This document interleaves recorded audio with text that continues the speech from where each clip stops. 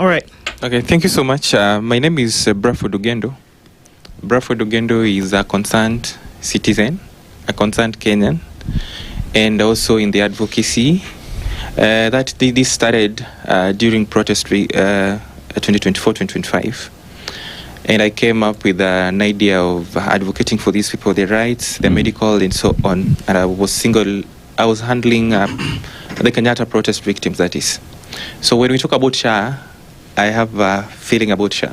When you talk about the frustration that people are undergoing, the common wananchi, I have that. When you talk about this finance and so on. So to start, I think Kenya as a country is one of the richest in the Africa. We cannot run away from this. Just the other day, a few days ago, we had a conference at Agile. The conference was about the mining. All right? Yep. CS Joe was there, President was there, the Ruto, and the minister from all these other people from the rich countries for the mining, or they were there. Why were they coming? It is because they know that we have a lot of mines around here.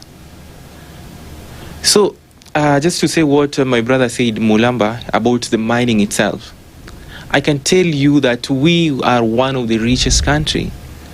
Why do I say so? Because we have our minerals here with us. But we have this analogy that was sold to us before. In Swahili, tuzingatie za binguni tuachane na za dunia. Right? And you see, we bought that and we got into that. And now we are praising, we are glorifying and so on, and we are living our own things that are supposed to be helping us here. We are very rich. When we make use of these things, we don't even need to borrow.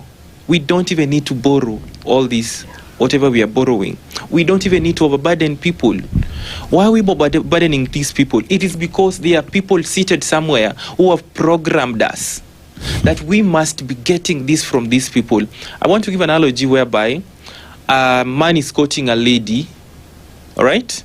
You become an income, a man. Then the lady become an expenditure. She doesn't care whether the income has or not. And that is what the government is doing to us, right?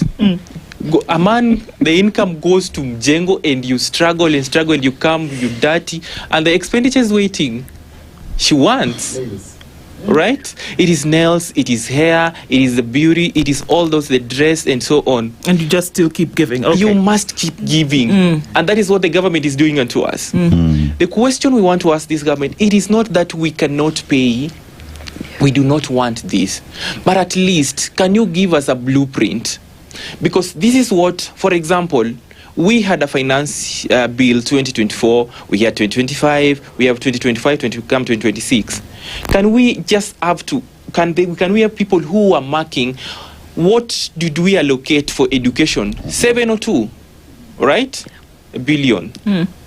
What did we do with this? Right? When it comes to health, allocation of that fund, what did it, that was the year, this is the year that all of us, majority of us have cried. The hospitals are going down, right? You go and look at how people are struggling in the hospitals.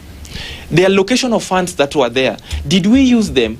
This is why we want to mark all these things, that please, if you're coming back to us to steal from us again, you are forcing us to give you what, like the income and the expenditure analogy, because we have nothing. We are being choked.